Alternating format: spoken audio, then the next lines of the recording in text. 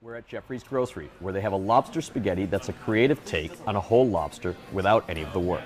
Located on a quiet corner in the West Village, Jeffrey's was originally launched as a high-end grocery store with an all-day luncheonette and a raw bar.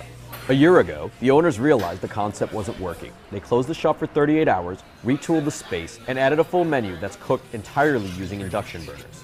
What's emerged is an American bistro with a vibrant crowd and a seafood-heavy menu. The dishes are classic, with a slight twist, like a skate wing dressed up with braised oxtail. Combining lobster with pasta is nothing new, but Chef Eric Milley pairs spaghetti with meat from a whole lobster and the subtle flavors of tomato and tarragon. Eric starts with homemade lobster stock and tomato confit, and adds 2 large dollops of cauliflower puree. The puree takes the place of cream because it's cheaper and healthier. He cooks the mix and adds spaghetti. In the meantime, partially cooked lobster meat is finished in butter. He adds fresh tomato and chili flakes and tosses the mix until it clings to the noodles. He then tops the plate with lobster, sprigs of fresh tarragon, and a large Parmesan crisp.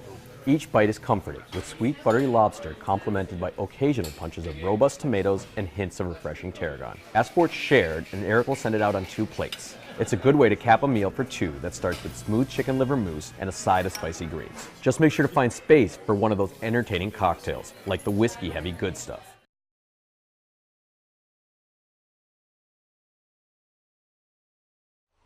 What we're looking at here is the deployment of our 11th wave energy buoy. Power from clean and constant ocean waves could help solve the world's energy problems. But it hasn't always been easy to generate support for this renewable source.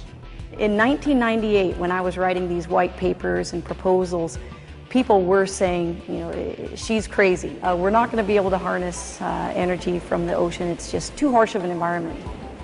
Before this successful field test off the Oregon coast, Contactors and circuit breakers. electrical engineer Annette Van Juan experimented with many technologies. This is a linear to rotary system, and these were 2 of those top 5 that we built at the 200-watt level.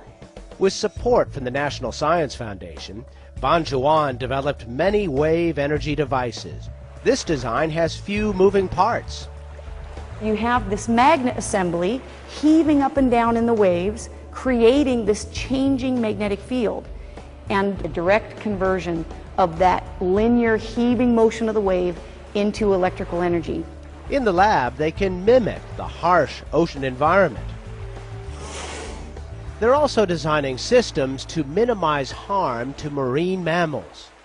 We do have off the Oregon coast about 20,000 whales that migrate. So we have experts who are also looking at acoustic avoidance systems that are encouraging the whales to go around these wave installations.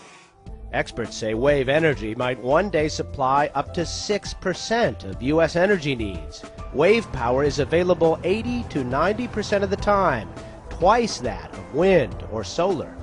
Fortunately, we are in a climate that people understand the importance of renewable energy technologies.